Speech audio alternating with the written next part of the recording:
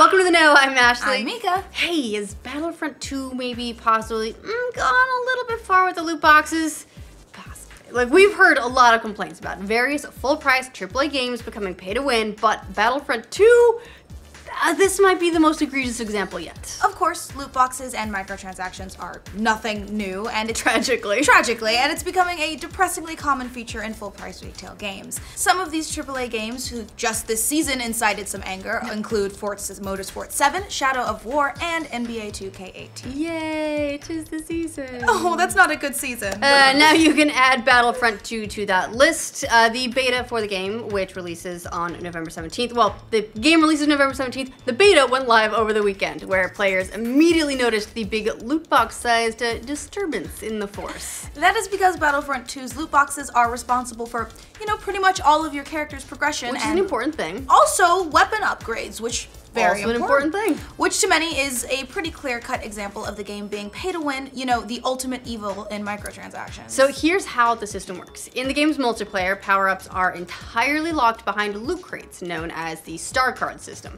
That's where you get power-ups that boost your damage, decrease cooldowns, modify your skills, get new weapons, and a bunch of other stuff. You might also get some scrap that you can use to craft a weapon, along with the usual emotes and victory poses, that kind of thing. Or you can get crafting resources that you can use to upgrade the cards that you have, and class leveling is based on the number of cards you have for that class. It's important to note that you can buy loot boxes with your in-game currency that you slowly get just by playing Battlefront 2. So pretty par for the course. Right, but of course you can buy loot boxes with real money as well. We don't know yet how much they'll cost in Battlefront 2, but we know they're coming. Basically, what it boils down to is they've replaced player progression with loot boxes. But don't worry, it gets worse. Hooray! There are also different tiers of each star card that include bronze, silver, and gold. And those tiers affect the potency of each ability. So let's say if a bronze ability reduces damage by 50%, the highest tier might reduce it by 100%. That's a lot of percents. Super a lot of percents, which means that having to open even more loot boxes in search of god tier upgrades. And since class leveling is tied to cards, if you were to drop down a cool $200 on loot boxes right off the bat, casual, you have an immediate edge over an equally skilled player who didn't spend any extra money because you got all those additional cards out of those loot boxes. But this isn't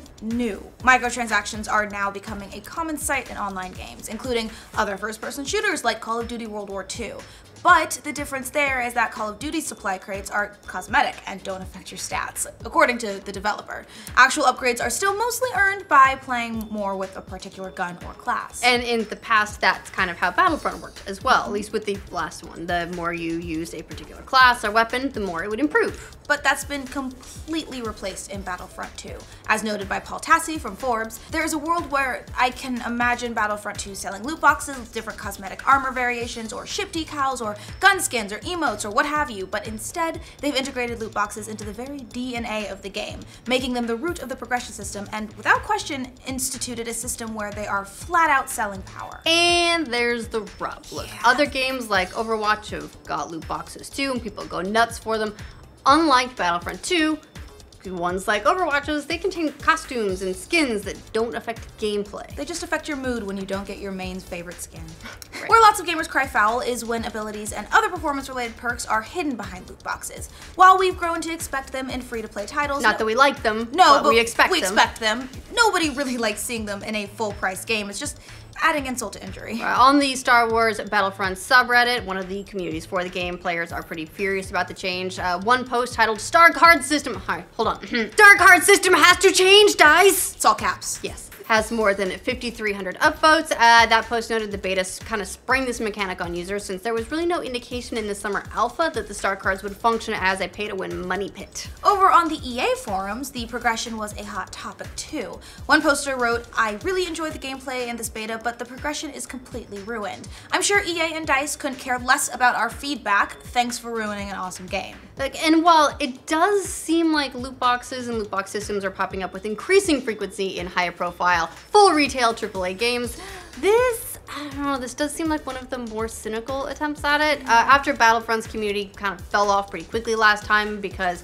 people complained that there just wasn't enough content, you'd imagine that EA would be focusing on building that audience so they will continue to buy games, especially since they did add so much more stuff to Battlefront 2. But Instead, they kind of seem to be focusing on monetizing the users who do stick around. And judging by the Battlefront community's response, that might not be a long-lived approach. Well, maybe not with hardcore gamers, at least. Right. But let's be honest, it's also a Star Wars game. There are a lot of people who are going to buy it on the name alone. They probably aren't going to think twice about dropping some extra money to make their character cooler and more powerful. So, yeah, microtransactions and loot boxes seem to be increasingly the reality of these AAA online games. Well, even single-player games. It's not just online anymore. In Middle-earth: Shadow of War, which comes out tomorrow, players and critics felt like loot boxes were kind of shoehorned into the game. A lot of people wondering why they're in a single-player game to begin with. And also, apparently you can replace a 20 to 50 hour grind at the end of the game by just buying extra stuff instead. Yikes! Another recent example is Forza Motorsport 7, which put credit multiplying mods behind loot boxes, though Turn 10 did issue an update to the game in light of player response. Yeah, look, it can honestly get kind of numbing when you try and run down the list of all the major games introducing these systems. There are a lot, and especially now. All of these loot boxes might even be changing the way video games are reviewed in the future, which is So crazy. It is crazy, but that might at least be a step in the right direction for consumers if we have to live with the existence of these microtransactions in every single game. One review aggregator site says it's going to start adding information about a game's loot boxes in addition to the review score. That's OpenCritic. They tweeted today, "We're going to take a stand against the loot boxes. We're looking into ways to add business model information to OpenCritic." And then in another tweet listed some factors they might consider, like whether loot boxes are exclusively paid versus if they can be acquired in game, or another factor is if their rewards are cosmetic or if they do change game balance. I can't believe this is a discussion we're having about gaming right now. It is though. OpenCritic is actively looking for feedback on how to tackle the issue. They tweeted, "Let us know your thoughts on how we can categorize and display business model intrusiveness on game pages in a fair and scalable way." On the bright side, I guess they have extended the Battlefront II beta. It's going till October 11th now, so you can check it out and see what you'd be getting into with the full game and whether the loot box system's a deal breaker for you. Yay! So that's good.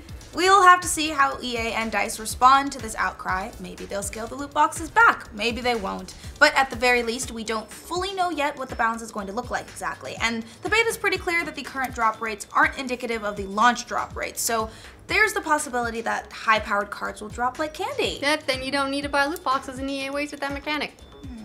Doesn't seem likely. Not I don't know, really. maybe I'm just feeling a little bit cynical and because there's so many microtransactions and everything now.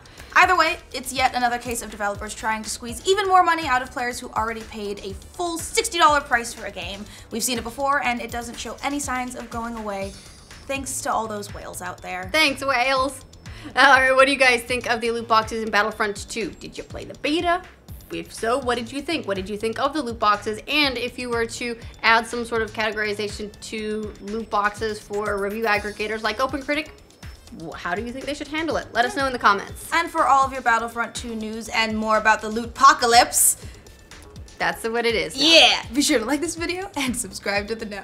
Welcome to The Know, I'm Ashley. I'm Mica. Uh-oh guys, Battlefront 2, have they gone one loot box too far? Look, we've heard a lot of complaints about various full-prized AAA games. They're fully prized. Where lots of gamers cry foul play. Foul or foul play? Cry foul. Just cry foul? Like a bird? Mm-hmm. Oh.